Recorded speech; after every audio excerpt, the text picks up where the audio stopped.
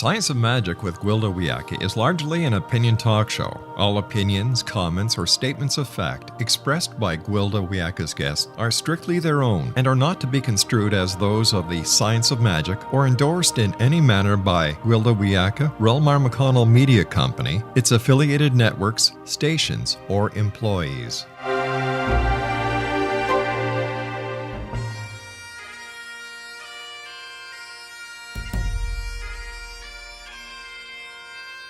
Welcome to the Science of Magic with Gwilda Wiyaka, a program dedicated to uncovering the unified nature of reality and humanity's ever-evolving place as truly galactic beings. For more information on the Science of Magic with Gwilda Wiyaka, visit us online at www.thescienceofmagic.net.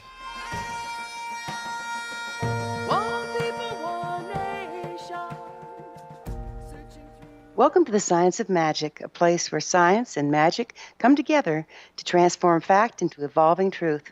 We're coming to you through the X-Zone Broadcast Network, xzbn.net. We can also be found on our website, www.thescienceofmagic.net. I'm your host, Gwilda Wiyaka. This hour we'll be exploring tools of the trade. So, when do I get to build my drum? When? My question is met with silence. How about my medicine pouch? When do I build my medicine pouch? Still no answer. You said we could find my crystal. When are we going to do that? Finally, my stoic teacher sets aside his beating, lets out a heartfelt sigh, and responds, when they don't matter to you anymore. What kind of an answer is that? I demanded. You promised. I whined. I've done everything you said. Silence. I tossed down my beating and stomped off in a huff, muttering to myself. Weekend after weekend, I come and bring flour, coffee, clean their house, wash their clothes, gather wood for the lodge, and what do I get for it? Nothing. After wandering some distance, I found what looked to be a comfortable log, sat, elbows on knees, chin in my fist, working myself into a fine snit. Maybe this was just so much BS. Maybe they were just using me for my gifts and my labor. Maybe he wasn't even a real shaman. Maybe this was just another dead end. But then what? More nightmares? More seeing things before they happen and unable to do anything about it? More hearing people's voices in my head just before they verbalize their thoughts? I noticed my wanderings had taken me fairly close to the edge of a bluff. It was barren and a long way down. Maybe I should jump. That would teach him. Or would he even care beyond the weekly supply of coffee and slave labor? I get to build my power tools when they don't matter anymore? I had just started to let the tears flow when my right ankle caught fire. Of course, I'd sat with my foot in a red anthill. What next? I got up and started doing a fair rendition of a war dance, pulled off my shoe and sock and rolled up my pant leg and started to smack at the little biting beasts. Naturally, that's when my teacher shows up. Water, he said. Water? They don't like water. He pointed at a small stream not far away from where I was standing. I continued with my Whitefoot war dance until I managed to submerge up to the ankle. As promised, my tormentors left. My teacher got into his medicine pouch, pulled out some white powder, mixed it with a little bit of water in the palm of his hand, and started dabbing it on my bites. The pain went away. What the heck is that stuff? Willow bark. Willow bark? You got willow bark in your medicine pouch? I have what's needed in my medicine pouch. Nothing more, nothing less. No magic, just the helpers. He took his knife out of his sheath at his belt and cut a small piece of leather from the larger piece that had been folded in his medicine pouch. He then cut a very thin strip, took a pinch of the willow bark, placed it in the center of the leather, and tied it with the strip. He unceremoniously plunked it into the palm of my hand. There is the first article for your medicine pouch. No glory, just necessity and expedience. Expect anything else and you're doomed to disappointment. But what's it for? Whatever it tells you it's for, whenever it offers itself for your use. You might want to get your other foot out of the anthill, he threw over his shoulder as he walked away. In that moment, I hated my old teacher. I truly did. When I finally gathered my pride around myself like a tattered cloak, I limped back into camp, only to find him beating as if nothing had happened. Months later, he gifted me the beaded medicine pouch he'd been working on. I have it still. Humiliating as it was, I've learned one of my greatest lessons that day. It's not the tool. It's not the glory.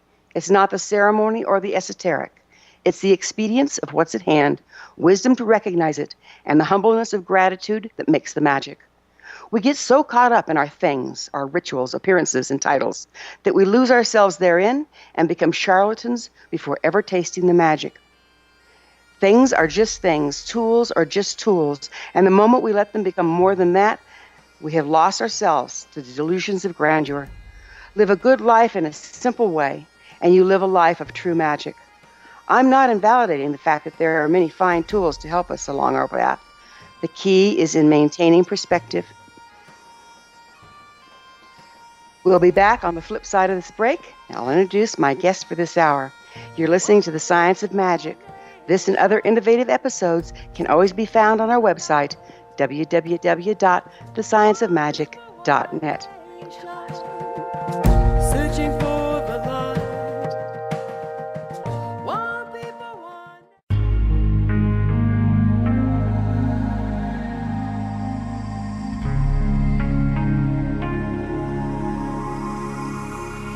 The scientist and the mystic have been on an age-old, relentless search with one thing in common. They seek truth. Their paths converge in the 40,000-year-old practice of shamanism, an ancient science delving to the quantum level of life, facilitating healing, manifestation, and evolution.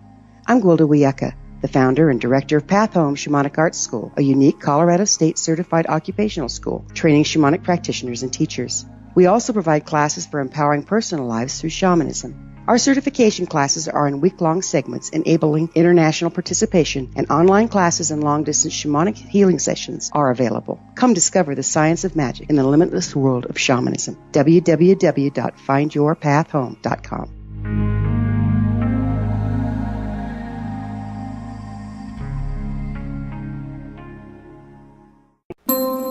You're listening to the X Zone Broadcast Network, www.xzbn.net.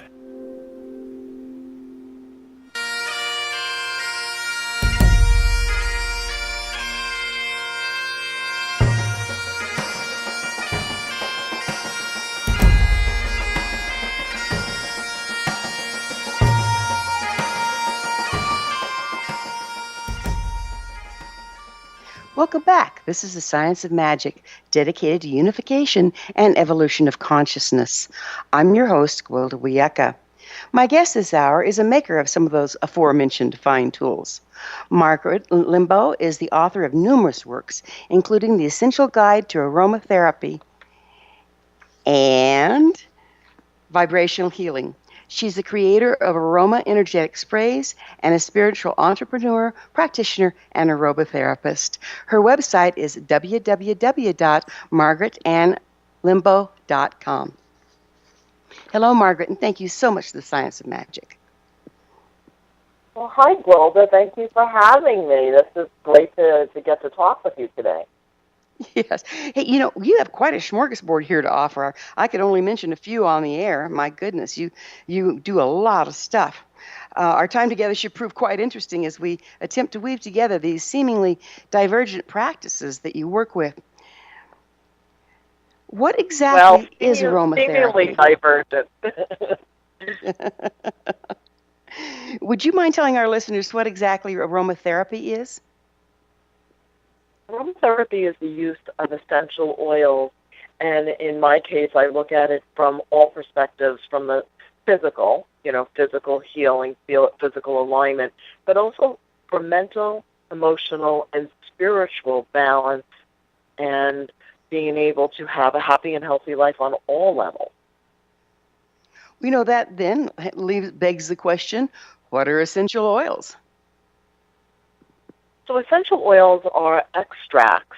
It's an extraction from plants, seeds, nuts, flowers, bark, roots that are either created through a variety of extraction methods, most commonly steam distillation, extracting the chemical components and including that aroma that goes with it, But also there's cold pressed, solvent method, enfleurage. There's a number of other methods, and I have never actually experienced doing that part of it. I'm experienced with the actual end product, with the essential oils of things that many people know about or experience, like lavender oil or eucalyptus oil, and that's what essential oils are. Gotcha. Do you see essential oils as a replacement for allopathic medicine? I would start out with saying I would recommend it as a complementary medicine or a complementary vibration, and making sure, of course, that you're using real medical grade or therapeutic quality essential oils. I personally rarely, if ever, go to a medical doctor. I always work on it first in my own life using essential oils, meditative practice, positive thought, imagining a positive outcome. So, really using creative visualization, and even box flower essences, which are different than essential oils. So it says in your bio that you're an aromatherapist. Does that mean you work on other people with essential oils? The way that I work with essential oils and as an aromatherapist is that I create blends and essential oil synergies that help people. I don't necessarily do it as a one-on-one private practice where I sit down with a client and they say to me, this is what's going on in my life. I do it more on a broader spectrum. So, for example, my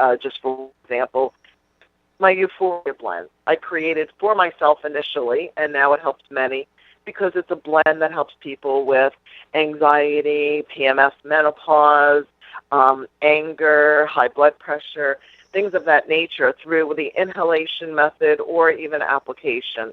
And it's even available as a diffusion in a mist. And so the reason I bring this up like this is it's not like I sat down with someone and they came to me with the issue. This is often that it arrived in my consciousness, or I realized I needed to create this blend because people, either myself or the people that are close to me, needed help. And then I end up marketing it because I have a line of essential oils as well. Oh, okay. So what education is required to become an aromatherapist? Well, I don't think there's a lot out there that I'm familiar with that is a requirement to become an aromatherapist. My experience has been approximately 30 plus years of working with essential oils. So I didn't become certified, if you will. I'm doing air quotes that you can't see, certified, until I took a course with a naturopathic doctor and worked with her for a number of years and continue still when I come upon questions and such to work with her to learn more and then I do a lot of research. Before I start working with putting together a blend, I do research to create it.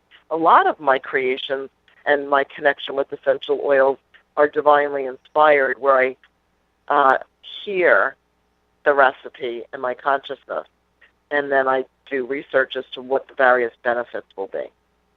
So you kind of hear voices and they tell you of a new blend? Is that how that works? I like the way you put that. I hear voices. I hear it in my You have inner to realize I'm consciousness. shaman. I hear them all the time. So Right. I know. It makes me laugh, How can you not laugh a little when you hear, I hear voices? Yeah, I would say I'm more clairaudient. Sometimes I'm using my aromatherapy knowledge because you can't separate it, So I'll give you an example. This is a fun little example. So I was making my breakfast one morning and I hear basil, bay, bergamot, basil, bay, bergamot. And it was like a little chant. And I'm like, oh, geez. And this is internal. This is not like audible in the normal sense. It's beyond the physical. And so I went into my office. I stopped making my breakfast, went into my office, pulled out. I have 1 pound bottles of essential oils, and I pulled out those 3 and put them together using my knowledge of, percentages and realizing what's going to smell good once it gets together, because you still want that too. And then I I asked the question in my own consciousness, what is this? Why am I putting this together? And the answer I received or heard was, or knew, was, oh, this is prosperity blend. This is a prosperity mix. This is to help people overcome their challenges with being abundant, with having great and extreme wealth. I'm like, wow, that's going to be really good. So then they said, I hear that, okay, you put it together the rest of the way yourself now. And so then I went to books. Then I went to the research and researched what are the oils that are historically known for prosperity and abundance and creating self-confidence and the courage to be all that you can be on the planet. And with that, and Bach flower remedies and sacred site essences, the holy waters that I've collected over the years, unbeknownst to me, that I was going to use them in plans in the future. So then I put that together, and voila, I have prosperity mix. Okay, so your research is by reading other books and works, or do you actually do research with people? No, I don't do research with people. I'm not a medical practitioner on that regard. Mine is more on the mental, emotional, and spiritual level, and I do research to make sure, using books and also questioning my naturopathic mentor in regard to how an essential oil is going to affect on a physical level. I don't have that direct experience with a client to know that because it's already been proven, so I will research, and I highly recommend anybody that uses an essential oil is to always do the research to look at what the contraindications are and what the for-your safety aspect of working with an essential oil is about. So, for example, if you're using clary sage and you have high blood pressure, well, that's going to be okay because it will help to regulate and lower blood pressure.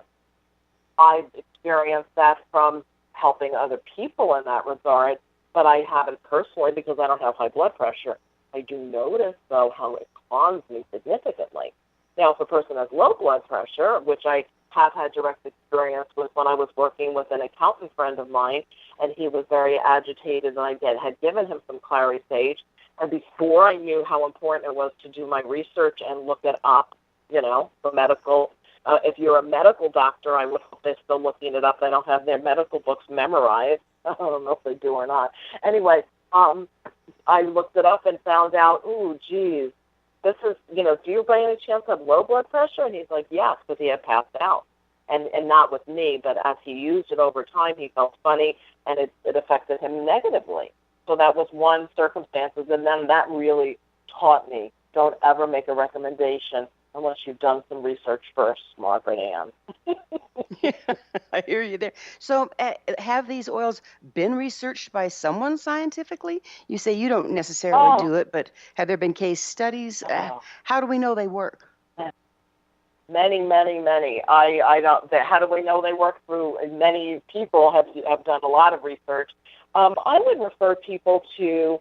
I highly recommend for essential oil safety. There's actually a book called Essential Oil Safety by Robert Tisserand. Tisserand is well known in the aromatherapy world. So from the chemical component aspect, I would look to people like Tisserand, Burwood, and if there's a medical practitioner in your community or a holistic doctor, they may know about working with essential oils from a physical aspect. Mine is more on a vibrational level. Okay, so vibrational and physical, how's that different? The difference is because the physical level, and they're still interrelated, first of all, because you can't separate it. We're a holistic being. But on a physical level, that has to do with, like, how is it going to affect your liver? How is it going to affect your gallbladder? That's a different kind of vibration. That's a different energy, if you will, or vibration, than someone who's dealing with mental or emotional challenges. Or gotcha. I hate to interrupt, but it's that magical moment. We're going to have to take a break. We'll return to this discussion after this short break. You're listening to The Science of Magic. I'm your host, Gwilda Wiyaka. You want to hear more? Other innovative episodes can always be found on our website, www.thescienceofmagic.net.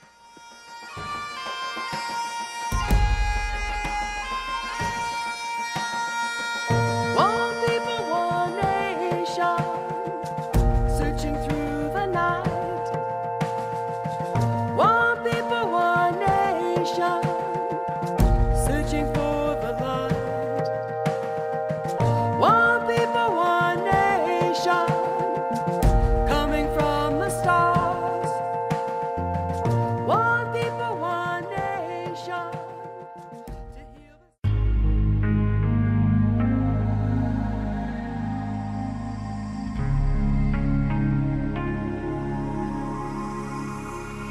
The scientist and the mystic have been on an age-old, relentless search with one thing in common. They seek truth. Their paths converge in the 40,000-year-old practice of shamanism, an ancient science delving to the quantum level of life, facilitating healing, manifestation, and evolution. I'm Gwilda Wiyaka, the founder and director of Path Home Shamanic Arts School, a unique Colorado State certified occupational school training shamanic practitioners and teachers. We also provide classes for empowering personal lives through shamanism. Our certification classes are in week-long segments enabling international participation, and online classes and long-distance shamanic healing sessions are available. Come discover the science of magic in the limitless world of shamanism. www.findyourpathhome.com.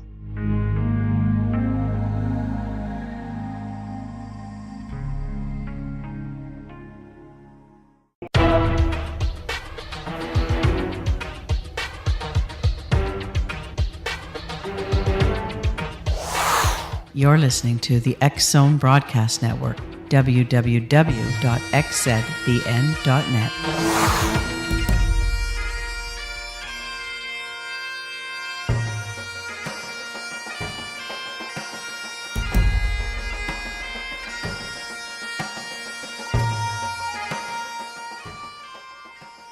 Welcome back. This is the Science of Magic, a place where magic and science come together to promote enlightenment. We can be found on www.thescienceofmagic.net. I'm your host, Gwilda Wiyaka. Our special guest this hour is Margaret LEMBO, a metaphysical shop owner and author. Her website, www.margaretandlembo.com. Margaret, we were talking about essential oils and all their benefits, physical, mental, emotional, and spiritual. And we established that you tend to lean towards working on the latter three and not so much on the physical. I do know, however, for years and years and years and years, essential oils have been used on the physical, mental, emotional, and spiritual, but particularly on the physical in hospitals in Europe. So I find that particularly fascinating. And I know a lot of research has been done there. I've just never been able to lay my hands on it.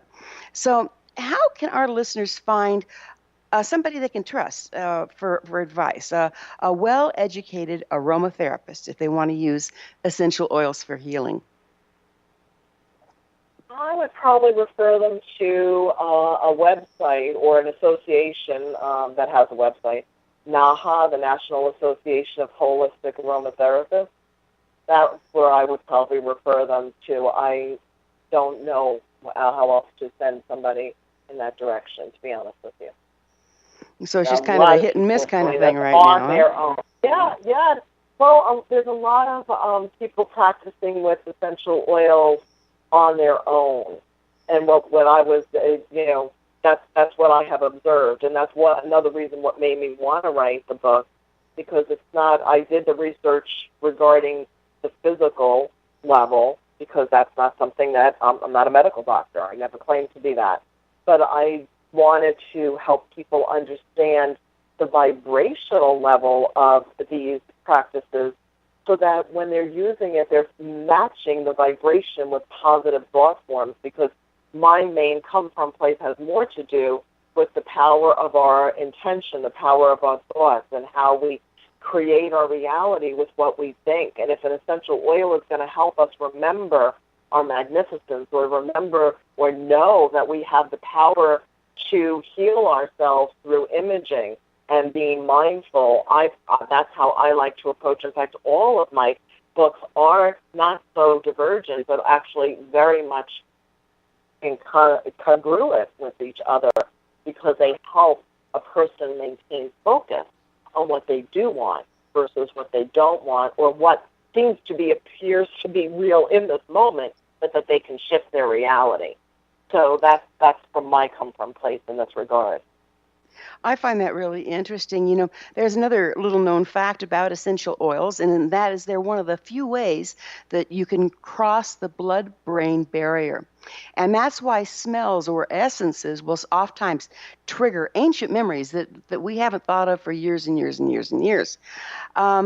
I also understand that certain essential oils can be so strong in that regard that they put the person in crisis. Have you ever run into this? And if you do, how do you deal with it? Because now we're looking at psychology. I have not observed someone going into crisis one-on-one in that regard. Maybe they've overused it, because that's another thing that I would like to mention is everything in moderation really applies in the world of essential oils, because unless you want to go into a healing crisis, which I don't recommend unless you're really with somebody that's going to assist you through that process, but I have not. So to answer your question, no, I have not been with anybody at the moment that they're going through some kind of crisis because of the use of essential oils. Have you? Yes, actually, I've seen it. Fortunately, I was working in conjunction with the psychiatrist at the time because it's nothing pretty, and I wouldn't have wanted to have dealt with it on my own. So they're very, very powerful medicines. You said that you don't make your own essential oils. Where do you get, but you do make blends. So where do you get the oils that you use in your blends? Well, the Crystal Garden brand, which is my brand of essential oils, are medical grade oils that come from all over the world. So let me just even open to something so I can say. So like, for example, oh no, it's not, I didn't actually publish every location. So for example, the lavender might come from France. The frankincense may come from Egypt. So my connection, my personal connection from where I get these oils, she obtains them from the source that's the highest quality, and then has them tested, so we have the certificate to make sure that the components are authentic and good and that have not been adulterated or cut with anything to lessen the effects or make them thinned out, if you will, adulterated. I understand that because of their high frequency and very specific frequency, that essential oils are also a bit, I don't want to say unstable. I guess what I want to see is fragile. And I also understand that if you're shipping from overseas, a lot of policies are to irradiate them because of the people not wanting the bad bugs to get back and forth across borders. How do you deal with that? And how do you deal with consistency? Well, I haven't had that experience, so I don't know what you're referring to be honest with you. So I'm not familiar with that, so I can't answer that question, Gwilda. I will say, though, that I find that my oils are consistent, so I don't know. I haven't had to deal with consistency. I would say one time about 7 years ago, I had some peppermint that came in that didn't smell the same as the last batch that I had. And they said, when I went back to my provider who gets these for me, that it had to do with how long it had been sitting in the bottle and that they do change over time. And that particular one in particular was perhaps a different strain of peppermint. So, but, it also depends on the heat structure, and things can oxidize over time, and so you want to make sure you have fresh. If I buy my orange oil or my lemon oil in 5-pound quantities at a time when I'm making individual single note bottles or putting them in a blend, I don't want to have a lot of backstock because they need to stay at a good temperature and in the dark to be, good quality. But as far as irradiating, I have no knowledge of that, so I can't answer that one. Yeah, it's a real problem. It's a very common practice that's used right now. That and X-ray both, and I do know that those vibrations, they're vibrational, and so they tend to change. Now, you tell potency by smelling your herbs. Is that how you tell the level of their potency? No, they have actual certificates for each one of these essential oils, and I do. So that is handled before I even get it in my hand. And then when I have it, of course I can tell the quality of the oil by smelling. So say I go into a store, some kind of nutrition store, or some of these food stores that are now carrying essential oils. Every once in a while I'll go smell, I'll go see another brand, go greet another brand and see what I think of the quality. And sometimes some of the oils are of similar quality. They don't smell the same as mine, but they don't necessarily smell like they're not good enough quality. And then certain oils within the same brand, I'll notice, don't smell very good at all, and they smell to me like they've been adulterated. But I can't teach that. That's something that I've learned through experience for, since the early 80s. I've been, early 80s was playing with essential oils, and then I would say in the last 10 to 12 maybe 15 years, I've been more professionally working with essential oils. So that's a pretty long time to get to know the scent that I feel, like my personal opinion, is what it should be. And my staff, similarly, I've noticed that they're and that also, way, too. don't they? I'm sorry, I didn't mean to interrupt. No, that's okay. Okay. Don't they what? So also, don't they change from season to season like anything else, dependent on the nutrients, the level of moisture, the way, how much sun they've had? Isn't there? You find variance there as well. I haven't.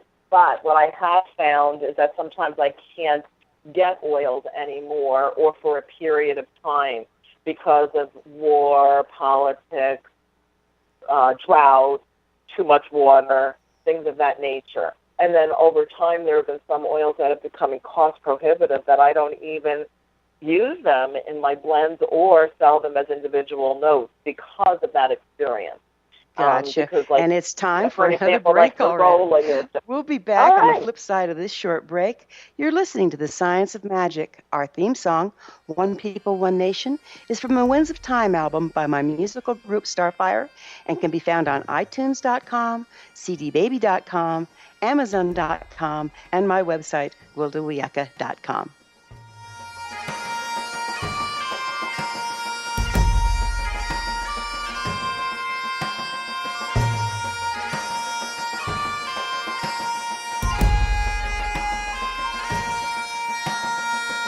One people, one nation, searching through the night. One people, one.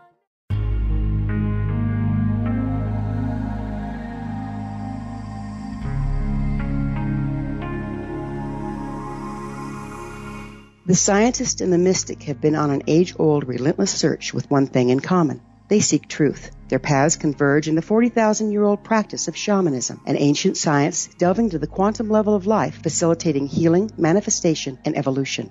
I'm Gwilda Wiyaka, the founder and director of Path Home Shamanic Arts School, a unique Colorado State certified occupational school training shamanic practitioners and teachers. We also provide classes for empowering personal lives through shamanism. Our certification classes are in week-long segments enabling international participation, and online classes and long-distance shamanic healing sessions are available. Come discover the science of magic in the limitless world of shamanism. www.findyourpathhome.com.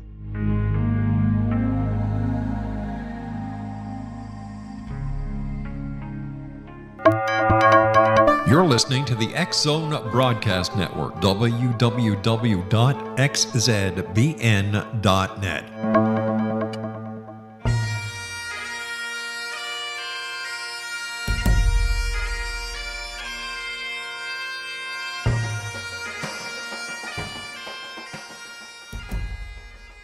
Welcome back. This is the Science of Magic, bringing together gifted people of service to the world. We can be found on www.thescienceofmagic.net. I'm your host, Gwilda Wiyaka.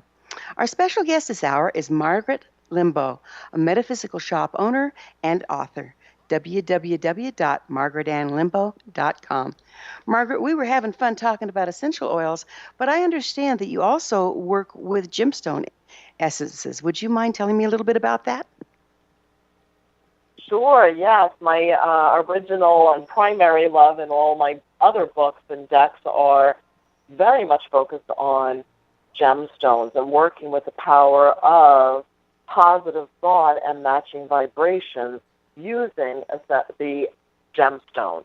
So with gemstones, crystals, rocks, minerals, all those terms are interchangeable as far as I'm concerned. You can also make an essence or a vibrational aspect of the gemstone, which I include in blends that I make with essential oils. And anybody can do this, and that's what's explained and described in the Essential Guide to Aromatherapy and Vibrational Healing. So with doing that, it's really very, very simple. And none of this is meant for internal use. First of all, I want to make that really clear.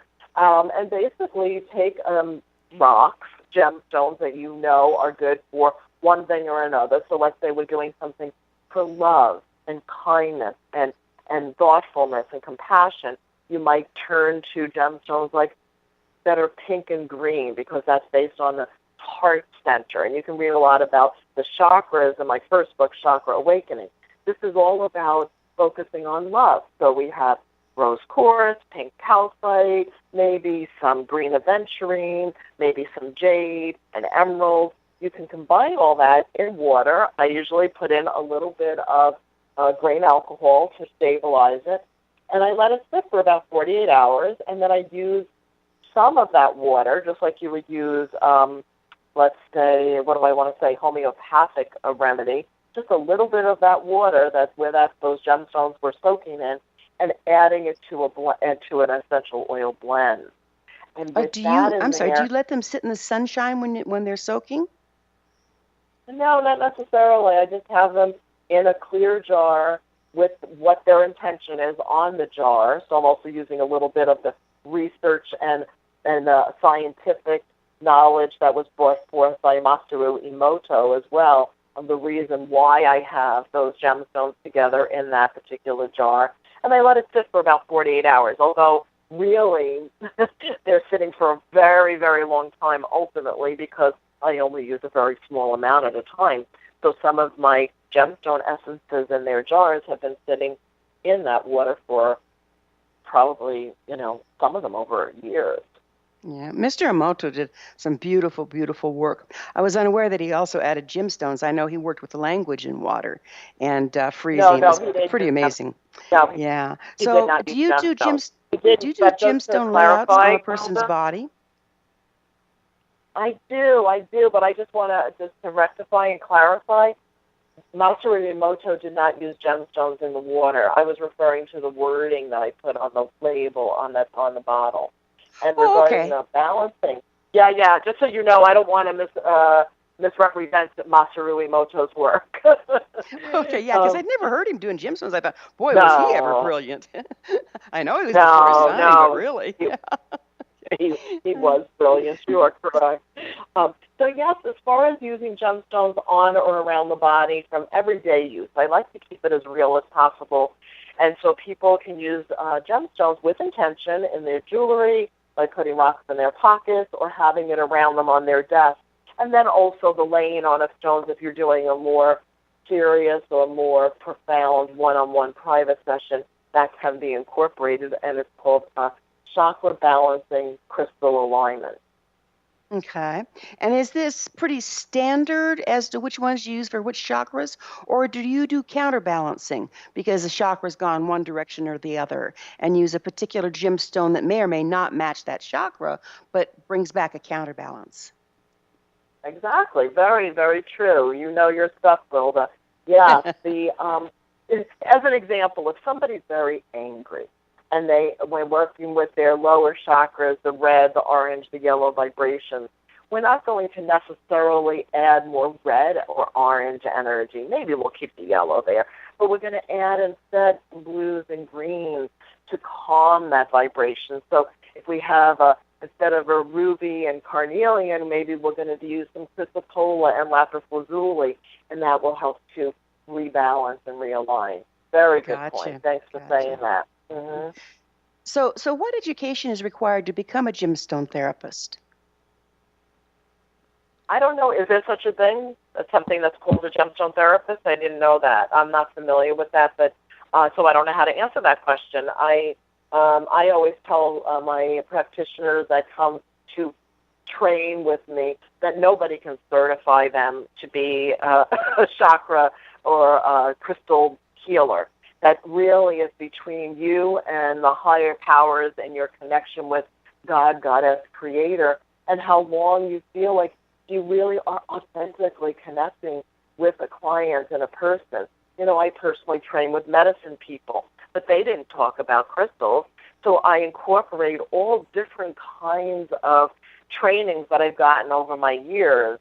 And I'm sure many of the people that have taken my chakra awakening courses or crystal courses, they go on and they train with many people. So the ultimate answer is, I don't know, Gwilda. Gotcha, Margaret. So do you use shamanic journey trance in your search for information about the gemstones and the flower essences and stuff? Sometimes I do. Yeah, sometimes I do because of working with drumming journeys over the years, and because I do on a very regular basis, I offer a ceremonial drumming circle every full moon, as long as I'm in town and not traveling with the books and such. I do that at my store, the Crystal Garden here in South Florida in Boynton Beach. And during that process, the last round of drumming is I'm the only one drumming and taking people through a journey. So I'll often go in with an intention that I want to know a deeper understanding about something.